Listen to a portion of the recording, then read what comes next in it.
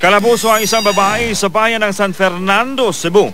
Nadiskubre kasi ng kanyang kapitbahay na inilibing niya ang kanyang bagong silang na sanggol sa ilalim ng puno ng mangga. Nagsuspetsa umano si Denmark Manggubat sa kilos ng kanyang kapitbahay. Nakita raw niyang naghuhukay ito sa ilalim ng puno na katabi ng kanilang bahay. Hinukay ni Denmark ang lugar kung saan nakita niyang naghuhukay ang kapitbahay.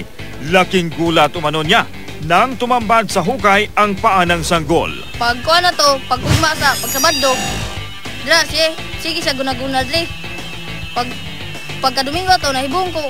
Ano sa kong mangol dali, nagkaut-kaut siya. Yan, pawaon. Duda ng mga kapitbahay ng babae. Itinago nito ang kanyang pagbubuntis. Mismong ang tiyuhin nito. Wala umanong kaalam-alam na buntis ang kanyang pamangkin. Wag ko niya ito na magdos siya. Eh, wag sa ko mangutana niya magdos siya.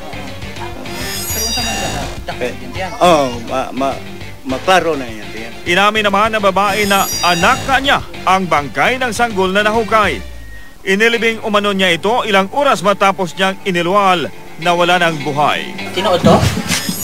Tinuod. Kinsa matong anak, ma'am? Kuot. Ipinalibing na ng maayos na mga kapitbahay ang nahukay na bangkay ng sanggol. Hinala ng pulisya, natakot ang dalagang ina na malaman ang kanyang panganganak.